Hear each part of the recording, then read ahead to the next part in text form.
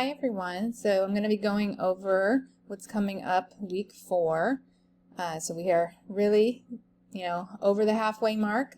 So this week we are finishing up the research logs with Research Log 5. And if we look ahead, we're going to be looking at some Reader's Guide student examples, and then much of the week is dedicated to the editor's introduction. So as you look at these Reader's Guide student examples, you will see that the editor's introduction is the main piece of writing that you will be doing about your research. So there is not going to be another research paper. Your writing about your research is incorporated into the Reader's Guide as the editor's introduction. And it's a little bit different than the way you may have written about research in the past, in that you are not making an argument for or against some aspect of your topic. You're thinking of it more as an introduction to all of the various issues related to your topic that you have found through your research, and conveying also why a reader should care about your topic. So looking at Research Log 5, you're going to be finding 2 sources using any of the previous research methods. Okay, so you look back over what we've done so far, and you can look in any of those places again, or you can use one of the sources you already have, and looking at the reference lists or notes or hyperlinks within the article, or hyperlinks within the works cited or reference list, you can find a source that way. So this is something called connected research, where you're using one source to find another. It's often a really good way to find another good source. So those are your options, but you want to make sure you're finding 2 sources. And you'll be setting it up the way that you have in the past, except that we have one new element. So instead of the editor's commentary, for the final research log, you're going to be doing something called an elevator pitch. So you're going to try to write a 200-word elevator pitch. So basically, you're trying to convey what you understand about your topic in a very short, focused, easy to understand paragraph. So you're not just talking about the 2 sources you found, but you're talking about your sources cumulatively. So all of the sources you found, what are you noticing about them? What would you want to tell somebody if they didn't know much about your topic in a 200-word short paragraph, okay? So that's one difference I want to point out. You're going to look at the Reader's Guide student examples here. So you have 4 Reader's Guides in this folder. These Reader's Guides are from a previous semester, and they had a different text that they read, so you'll notice that their topic is a bit different than yours. Their editor's introductions are also a bit longer, because this is from a full semester class, but your editor's introductions will eventually, you'll want them to be 1,250 words. These are a bit longer than that, so I shortened the requirement a little bit for the summer class since we have less time. So you'll look at those. There's nothing you need to turn in, you're just looking at them. And then on Monday you also want to submit a down draft, okay? So you want to write around a down draft.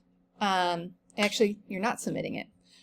You're writing it on your own, okay? So this is not something you're turning into me. In the spirit of the essay that you read last week in the composing processes introduction, in Shitty First Draft, she said the first draft is a down draft. You just get it down. So this is for you. You're just getting it down, okay? So try to include all 3 parts of the editor's introduction. I'm suggesting you get at least 500 words down. Whether they're good or not does not matter at this point. It's just to get the ball rolling, okay? So nobody's going to see that. It's just for you to get going. For Tuesday, though, you are going to turn in a fixed up draft. So that's what Anne Lamott in the Shitty First Draft said was the next step. You fix up the down draft. So for this assignment, you want to write at least 1,000 words for the fixed up draft. If you write more, that's fine. It does not need to be perfect, okay?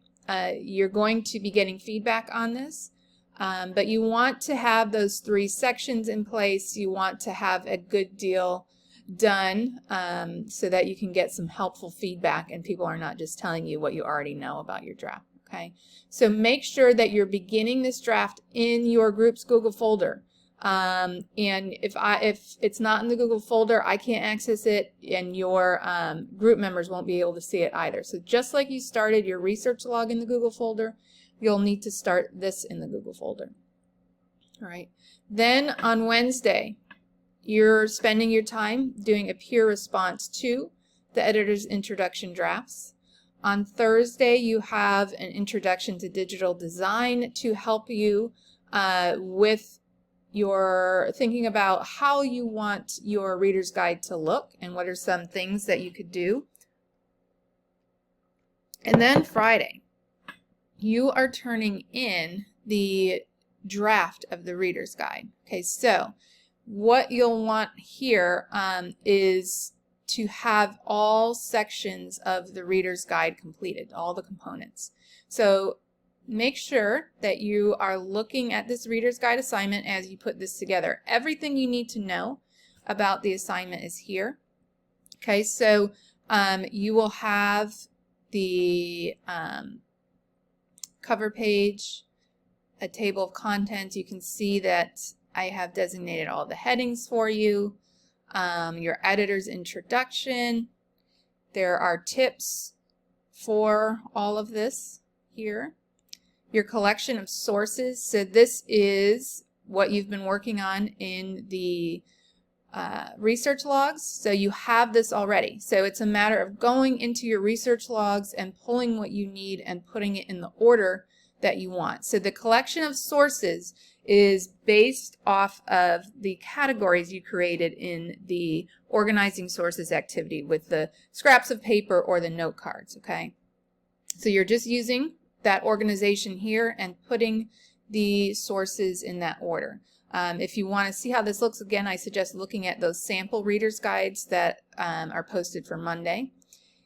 Glossary of key terms, okay? You have this already in your research logs. So this is something you have already done. This is not new work. You are going in and pulling what you think are the most essential key terms. Make sure that you have written definitions of them in your own words, okay? And then in about the editor section, all right? And let me see here. I forgot to mention, although you may have already seen this in the organizing sources activity, but the final 2 sources that you're finding for research log 5 are meant to fill the gaps that you saw in your research in this organizing sources activity, okay? That's why I had you do this before the final research log to think about what your categories are and where do you have some gaps or weaknesses in your research so that you could use those final 2 sources to fill that in, okay?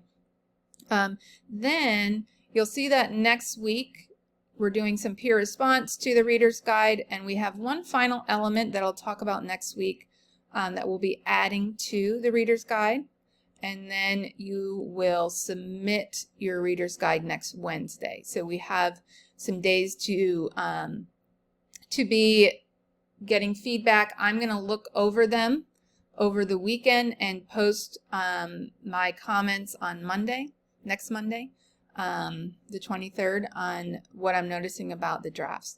So it's moving quickly, I know. Just try to stay up with what is due each week. And we are, more than halfway. So you're doing a good job. Just keep doing what you're doing, turning stuff in as it is due. And again, please let me know if you have any questions.